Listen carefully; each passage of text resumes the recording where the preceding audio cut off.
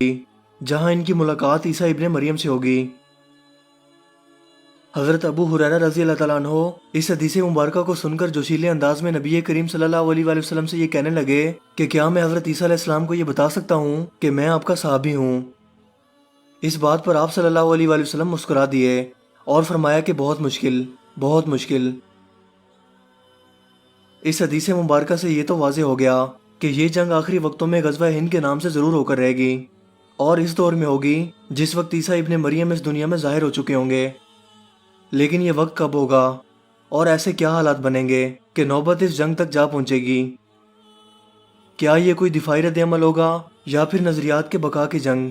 یہ اللہ کی ذات کے سوا کوئی نہیں جانتا، مگر اس کی چند نشانیاں ضرور موجود ہیں۔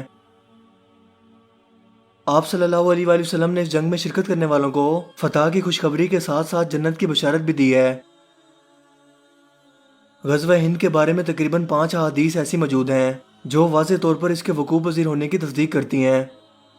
ان احادیث کے راوی حضرت ابو ہریرہ، حضرت ثوبان اور حضرت کعب جیسے عظیم صحابہ ہیں۔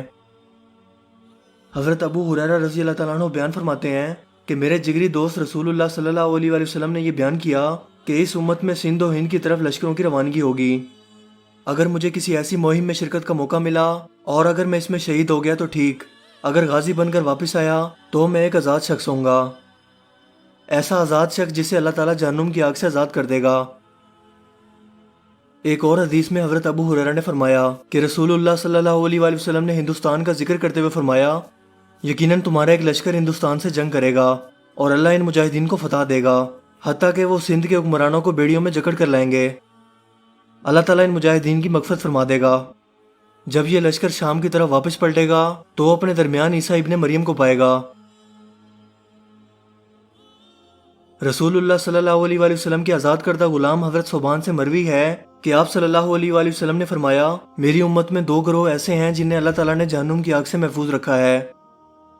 ایک وہ گروہ جو ہند پر حملہ کرے گا اور دوسرا وہ جو عیسیٰ ابن مریم کے ساتھ ہوگا۔ ان احادیث مبارکہ کی روشنی میں ہم پر یہ واضح ہو جاتا ہے کہ یہ مہم امام مہدی علیہ السلام اور حضرت عیسیٰ علیہ السلام کے ظہور کے وقت برپا ہوگی کہ ہندوستان کے مشرکوں کے ساتھ تصادم مسلسل جاری رہے گا۔ یہ تمام مہمات غزوہ ہند کہلاتی ہیں۔ غزوہ ہند ان تمام جنگوں کو کہتے ہیں جو مسلمان ہندوستان کے مشرکوں سے لڑیں گے۔ حدیث شریف میں لفظ غزوہ ہی استعمال ہوا ہے۔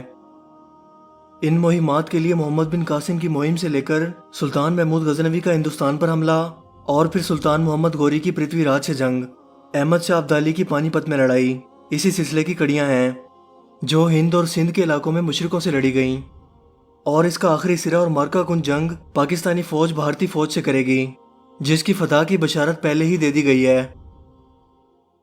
محمد بن قاسم کی فوج سے لے کر پاکستان فوج تک یہ وہ تمام خوش نصیب افواج ہیں جن کے حصے میں رسول اللہ صلی اللہ علیہ وآلہ وسلم کی یہ بابرکت بشارتیں آئی ہیں۔